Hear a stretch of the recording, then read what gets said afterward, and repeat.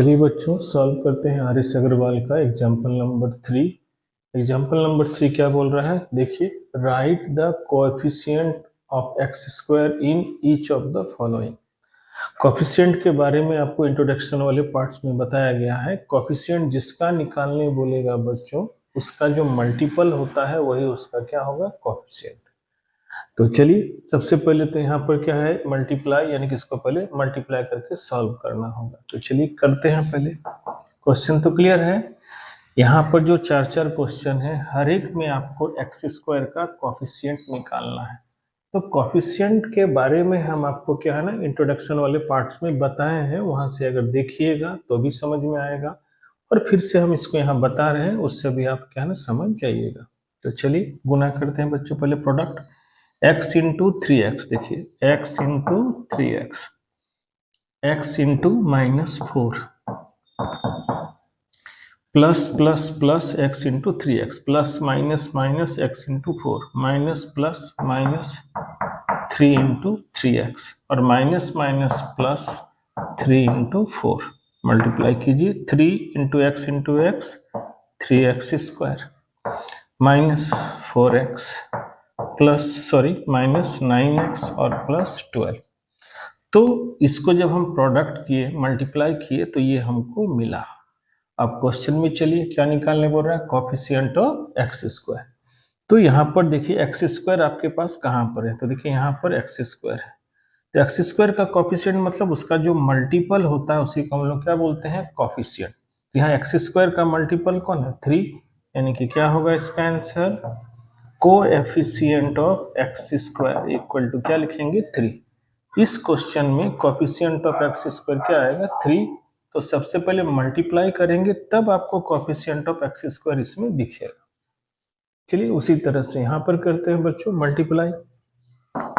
तो plus plus क्या होगा, साइन, पहले साइन को यूज करेंगे, तो plus 2x into 2x square plus minus minus 2x into 3x 2x plus plus plus यानी कि 2x into 1 minus plus minus तो 5 into 2x square minus minus plus तो 5 into 3x minus plus minus 5 into 1 2 2 जा 4 x और x square x cube minus 3 2 जा 6 x और x square plus 2x minus 5 2 जा 10x square plus 5 3 जा 15x minus 5। तो यहाँ देखिए एक्स स्क्वायर दो टर्म से, x और x दो टर्म है, तो उसको आप क्या है ना सॉल्व कर लीजिए। 4x क्यूब माइनस 6 और 10 मिलकर के कितना आएगा बोलिए, -16, -6 और -10 यानी कि -16x square plus 2x plus 15x 17x minus 5। जब ये पूरी तरह से मल्टीप्लाई होकर के देखिए सॉल्व हो गया, तो आपको क्या ढूंढना है, एक्स स्क्वायर का कोएफिशिएंट। तो यहाँ एक्स स्क्वायर का कोएफिशिएंट देखिए क्या आएगा, -16। तो इसका आंसर क्या लिखेंगे, coefficient of x square equal to क्या है, -16। इस तरह से सेकंड नंबर का आंसर क्या आया, -16। थर्ड क्वेश्चन को देखिए 5x - 3। तो यहाँ पर एक्स स्क्वायर है ही नहीं। देखिए यहाँ पर इन दोनों क्वेश्चन में देखिएगा तो पहले हम लोग मल्टीप्लाई किए तब मिला, यहाँ पर भी मल्टीप्लाई किए तब मिला। पूरी तरह से सॉल्व करने के बाद निकालिएगा। यहाँ पर एक्स स्क्वायर देखिए इस एल्जेब्रिक एक्सप्रेशन या पॉलिनोमियल्स में प्रेजेंट नहीं है, तो यहाँ क्या लिखेंगे इसका answer, coefficient of x square यहाँ अवेलेबल नहीं है, तो क्या लिखेंगे, 0। इस क्वेश्चन में देखिए एक्स स्क्वायर है, तो कोएफिशिएंट ऑफ एक्स स्क्वायर यानी कि एक्स स्क्वायर का मल्टीपल कौन है, π/2। तो यहाँ क्या लिखेंगे, coefficient of x square equal to क्या आएगा, π/2। तो जरूरी नहीं है कि हर बार क्वेश्चन में एक्स स्क्वायर का कोएफिशिएंट पूछेगा। जिसका कोएफिशिएंट पूछेगा उस क्वेश्चन में आप उसके मल्टीपल को साइन के साथ दिखाइएगा। मान लिया गया इस क्वेश्चन में अगर पूछा जाता बच्चों कि x का कोएफिशिएंट क्या है, तो चूंकि यहाँ देखिए दो दो टर्म आपका x है, तो दोनों को ऐड कर लीजिएगा तो क्या आएगा, -13x। तो x का कोएफिशिएंट क्या आएगा, -13। ऐसा भी पूछ सकता है कि कांस्टेंट टर्म क्या है, तो इसमें क्या है कांस्टेंट, बोलिए 12। तो ऐसा नहीं है बच्चों की कोफिशिएंट हमेशा एक्स स्क्वायर का पूछेगा, जिस किसी भी टर्म्स का कोफिशिएंट आपको क्या है ना पूछ सकता है, एक्स स्क्वायर हो, एक्स क्यूब हो, एक्स हो, कांस्टेंट हो, तो जिसका पूछेगा उसका मल्टीपल यानी कि उसके साथ जो कांस्टेंट मल्टीप्लाई है विथ साइन, उसका क्या कहलाएगा, कोफिशिएंट। सॉल्व करते हैं एग्जांपल नंबर 4। एग्जाम्पल नंबर 4 का क्वेश्चन क्या बोल रहा है बच्चों, उसको चलिए समझते हैं। Given example of a polynomial which is, एक पॉलिनोमियल्स का एग्जाम्पल आपको देना है जिसमें कि ये सब आपको पास दिया हुआ है।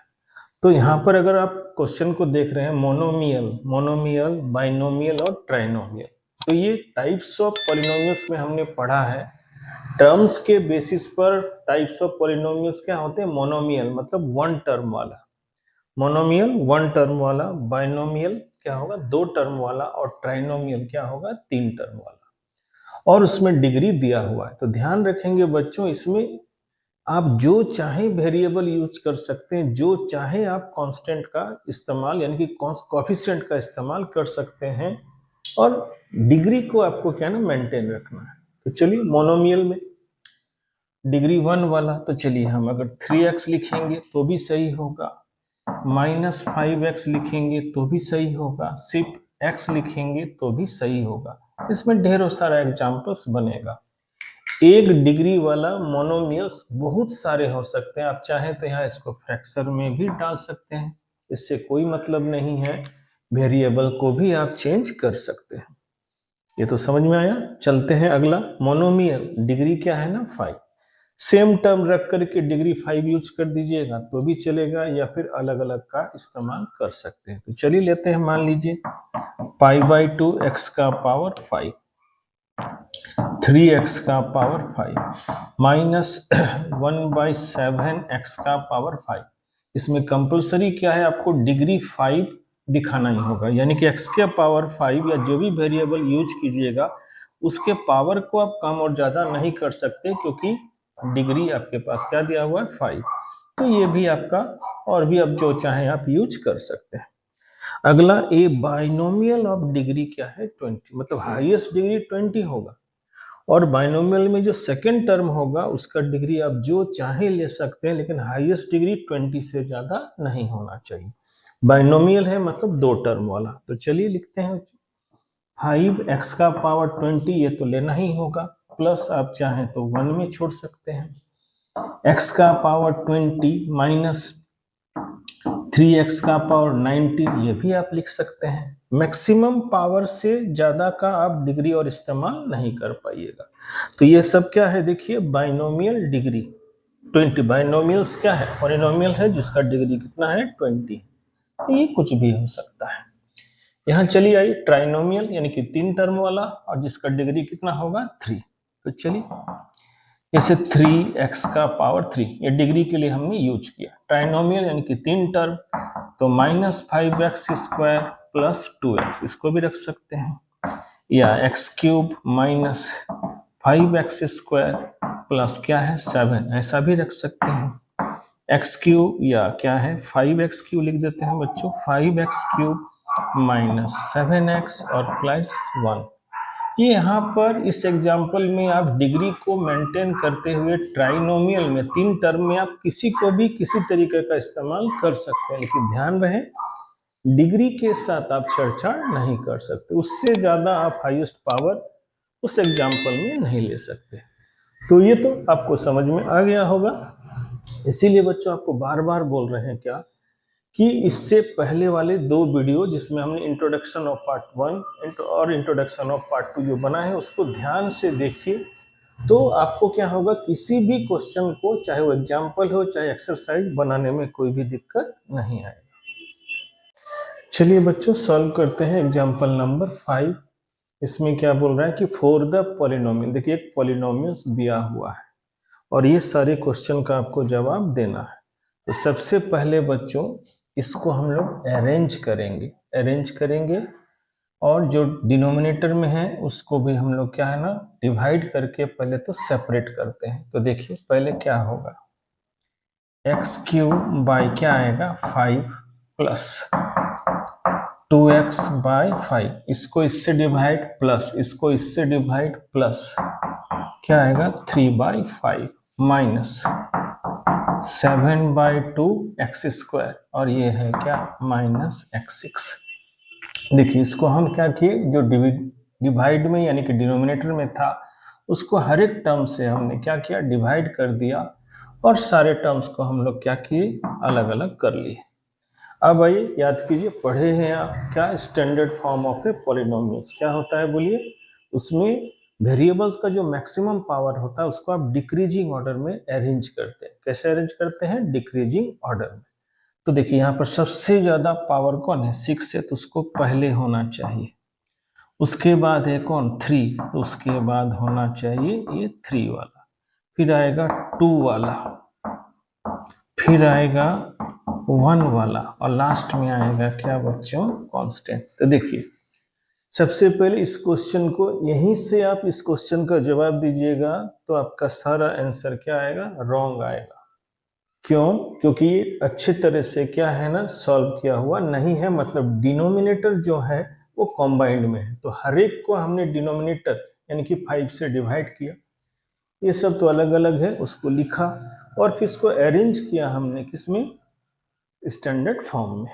अब चलिए, अब हमको यहाँ जो क्वेश्चन है उसको हम लोग क्या है लिखते हैं, यानी कि उसका हम आंसर देते हैं। तो आइए, डिग्री, तो डिग्री क्या होता है जानते हैं, एक पॉलिनोमियल्स में वेरिएबल का जो मैक्सिमम पावर होता है वो उसका क्या होता है बोलिए, डिग्री। इसका आंसर क्या लिखेंगे बोलिए, 6, यानी कि डिग्री कितना मिला, 6। कॉफिशिएंट ऑफ एक्स क्यू, तो आइए इस पॉलिनोमियल में एक्स क्यू का कॉफिशिएंट ध्यान दिए, देखिए एक्स क्यू का कॉफिशिएंट 5 नहीं, क्या होगा बच्चों, 1/5। इसका आंसर क्या आएगा, 1/5। कॉफिशिएंट टर्म वाले में हमने आपको बताया है कि कॉफिशिएंट मतलब जिसका कॉफिशिएंट पूछेगा उसके मल्टीपल को आप क्या है ना लिखेंगे आंसर में। जैसे मान लीजिए अगर यहाँ पूछता 1/5 का कॉफिशिएंट, तो क्या लिखते हैं, एक्स क्यू। तो एक्स क्यू का कॉफिशिएंट क्या होगा, 1/5। द कॉफिशिएंट ऑफ एक्स का पावर 6, तो एक्स का पावर 6 का कॉफिशिएंट कुछ नहीं है, तो क्या लिखेंगे, -1। लास्ट है क्या, द कांस्टेंट टर्म। आइए जिसमें वेरिएबल नहीं है, तो वेरिएबल किसमें नहीं है, 3/5 में, तो कांस्टेंट टर्म में कौन आएगा, 3/5। इस क्वेश्चन में ध्यान रखेंगे बच्चों, जब तक आप इसको सेपरेट करके अलग अलग नहीं करके अरेंज नहीं कीजिएगा तब तक इसका जवाब आप ना दें, नहीं तो बहुत सारा गलती इसमें होगा। एग्जाम्पल 6 बोलता है क्या, डिटरमाइन द डिग्री। कुछ पॉलिनोमियल्स यहाँ पर दिया हुआ है बच्चों, उसका हमको क्या निकालने दिया गया है, डिग्री। तो डिग्री तो आप जानते हैं क्या होता है कि पॉलिनोमियल्स जिस वेरिएबल में डिफाइन होता है, पॉलिनोमियल्स जिस वेरिएबल में डिफाइन होता है उस वेरिएबल का जो मैक्सिमम पावर वहां प्रेजेंट है वही उसका क्या होगा, डिग्री। तो देखिए यहाँ पर देखिए ये क्या है बोलिए, पॉलिनोमियल्स है क्योंकि एक ही वेरिएबल में डिफाइन है। और यहाँ पर देखिए आगे पीछे कर दिया है बच्चों, इसलिए ध्यान रखिएगा। यहाँ पर क्या है, यहाँ 3 है, यहाँ 1 है और यहाँ 5 है। तो इस पॉलिनोमियल में मैक्सिमम डिग्री कितना है, 5, मतलब मैक्सिमम पावर कितना है, 5। तो वही इस पॉलिनोमियल्स का क्या बनेगा, डिग्री। तो इसका डिग्री कितना होगा, 5। अगर कहीं पर मल्टीप्लाई वाला या डिवाइड वाला टर्म होगा तो पहले उसको आप मल्टीप्लाई कीजिए, और अगर डिवाइड वाला है तो पहले डिवाइड कर लीजिए, तब डिग्री ये सब निकालना चाहिए।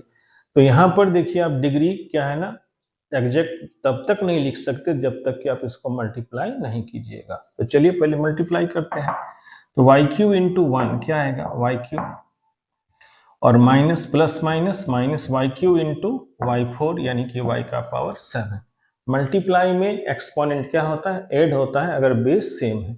तो y और y सेम है, मल्टीप्लाई में 3 और 4 कितना हुआ, 7। देखिए यहाँ से उसका परफेक्ट आपका हाईएस्ट डिग्री नहीं पता चल रहा था, हाईएस्ट डिग्री कैसा दिख रहा था, 4, जबकि 4 आंसर नहीं होगा। आंसर क्या होगा बोलिए, 7।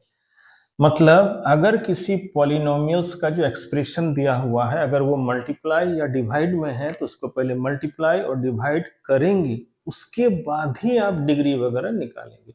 नहीं तो देखिए यहाँ पर आपको देखने से कैसा लगता है, मैक्सिमम पावर क्या है, 4 है, जबकि यहाँ मैक्सिमम जब मल्टीप्लाई किए तो मैक्सिमम पावर कितना हो गया, 7। यानी कि इस एल्जेब्रिक एक्सप्रेशन का डिग्री कितना होगा बोलिए बच्चों? 7 होगा। आइए इसमें देखिए, ये भी क्या है? पॉलिनोमियल है। तो इसमें जो वेरिएबल है उसका मैक्सिमम पावर कितना है? 1। इसका डिग्री क्या होगा? 1। यहाँ पर देखिए ये कांस्टेंट टर्म है, तो कांस्टेंट टर्म में आप क्या है? वेरिएबल के पावर 0 का यूज कर सकते हैं। तो वेरिएबल का पावर 0 यानी कि क्या होता है? 1। 1 को -10 से मल्टीप्लाई करेंगे तो -10 ही रहेगा, यानी कि इस एक्सप्रेशन में डिग्री आपका कितना आएगा? 0। इस तरह से देखिए आर.एस. अग्रवाल का एक्सरसाइज 2A का एग्जाम्पल 1 to 6 देखिए आज खत्म होता है। अगले वीडियो में आपको इसका एक्सरसाइज हम आपको बनाकर